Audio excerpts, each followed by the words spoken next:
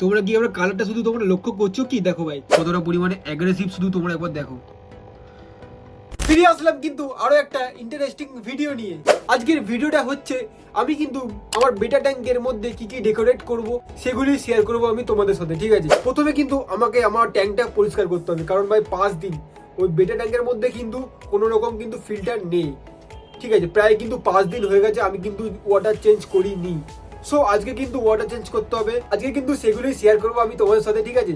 তোমাদের আমি দেখাই ট্যাঙ্কটার এখন কিরকম অবস্থা। দুটো অ্যাকোরিয়ামের মধ্যেই কিন্তু দুটো অ্যাকোরিয়ামই কিন্তু ভাই নোংরা হয়ে গেছে, ঠিক আছে? আমি কিন্তু এই অ্যাকোরিয়ামটা কিন্তু এখন পরিষ্কার করবো না, ঠিক আছে? আমি করবো এই অ্যাকোরিয়ামটা পরিষ্কার করবো। নোংরা হয়েছে দেখো, নিচে দেখো আর এই উপরটা দেখো, এইগুলো দেখো, দেখো কতটা পরিমাণে নোংরা হয়েছে। আজকে কিন্তু একটু ফাঁকা আছি, আর চলো অ্যাকোরিয়ামটা একটু পরিষ্কার করা যাক, ঠিক আছে? পরিষ্কার না করলে কিন্তু ভাই তার মধ্যে কিন্তু এই অ্যাকোরিয়ামে কিন্তু কোনো রকম ফিল্টার নেই, ঠিক আছে? দেখতে পাচ্ছ তো এই অ্যাকোরিয়াম কিন্তু আমাকে প্রায় 3 থেকে 4 দিন পরপরই পরিষ্কার করতে হয়। ছোট বোলটার মধ্যে কিন্তু আগে একটা মাছ ছিল, মানে বেটা ফিস ছিল এর মধ্যে, নীল কালার যেটা বেটা ফিসটা, ওটা কিন্তু ভাই মানে হঠাৎ করে মারা গেল, ঠিক আছে? আমি দেখছি, দেখো এই দেখো মাছটা, বালিগুলোর হালাত দেখো কত নোংরা হয়েছে দেখো। যদি আমি একে মিরর দেখাই তো আরো ভাই মানে কি বলে কালার কিন্তু তোমরা বুঝতে পারবে। তোমাদের আমি যখন পরিষ্কারটা করে নিয়ে আসি অ্যাকোরিয়ামটা করে, আমি মিরর দেখাবো একে, তখনই কিন্তু তোমরা এর কালারটা কিন্তু বুঝতে পারবে, ঠিক আছে? তাহলে এই অ্যাকোরিয়ামটা ভাই পরিষ্কার করে নিয়ে আসি, তারপর কিন্তু দেখা হচ্ছে তোমাদের সাথে, ঠিক আছে?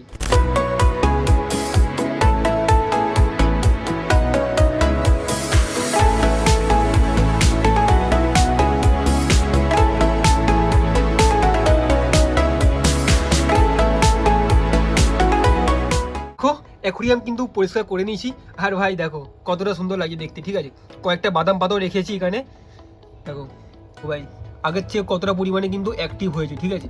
দেখো একটু হিডেন প্লেসও দিয়েছি যেখান দিয়ে মানে থাকতে পারবে। জলটা কিন্তু এখন একটু অনেকটা ঘোলা ঘোলা টাইপের আছে।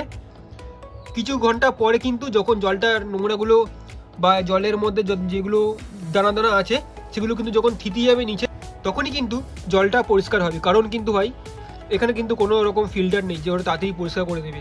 কিন্তু এখন কিন্তু জলটা কিন্তু অনেকটাই ঘোলা আছে, ঠিক আছে? তোমরা এপার থেকে দেখলে ঠিক বুঝতে পারবে কতটা কিন্তু জল ঘোলা আছে, ঠিক আছে? তাহলে চলো দেখা হচ্ছে কিছুক্ষণ পর। দেখো ভাই প্রায় কিন্তু 5 থেকে 6 ঘন্টা পর কিন্তু এরকম কন্ডিশন আছে, ঠিক আছে? বেটা ফিসের জন্য কিন্তু ভাই এইরকম ট্যাঙ্কি কিন্তু হেলদি, ঠিক আছে? রক সল্ট কিন্তু আমি দিয়েছি, আর তার মধ্যে ইন্ডিয়ান অ্যালমন্ড লিফ তো আছেই। সবই কিন্তু বেটা ফিসের জন্য কিন্তু পুরোপুরি কিন্তু হেলদি থাকে, ঠিক আছে? কিরকম লাগছে কিন্তু তোমরা কিন্তু অবশ্যই আমাকে কমেন্ট করে জানিও।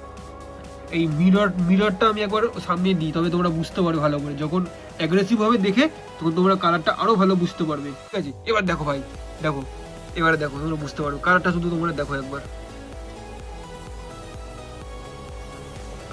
ধরো লাইটটা একটু অফ করি, আমার ঘরের লাইটটা, তবে তোমরা কালারটা আরো ভালো বুঝতে পারবে।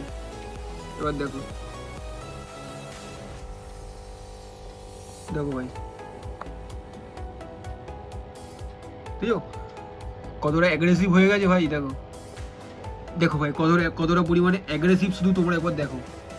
আমি যখন কিন্তু প্লাকার্ড বেটা ফিসটা কিনে নিয়ে এসলাম, সেই ভিডিওটা কিন্তু তোমাদের সাথে কিন্তু আমি শেয়ার করেছিলাম ভাই, ঠিক আছে? আমি কিন্তু ভাই এই ট্যাঙ্কটা একটু অন্যরকম ভাবে ডেকোরেট করার চেষ্টা করছি। যখন আমি আরো কিছু অ্যাড করবো ট্যাঙ্কের ভিতরে, সবই কিন্তু ভিডিওর মাধ্যমে তোমাদের সাথে আমি শেয়ার করবো। এই ছিল কিন্তু ভিডিও, ঠিক আছে? যদি ভিডিওটা ভালো লাগে তাহলে কিন্তু অবশ্যই একটা লাইক করে দেবে, আর যদি চ্যানেলে কেউ প্রথম এসে থাকো তাহলে কিন্তু অবশ্যই সাবস্ক্রাইব করে দেবে। তাহলে চলো দেখা হচ্ছে এরকমই আরো একটা ইন্টারেস্টিং ভিডিও নিয়ে। ততক্ষণ কিন্তু তোমরা সবাই খুব ভালো দেবো ভাই। Bye bye.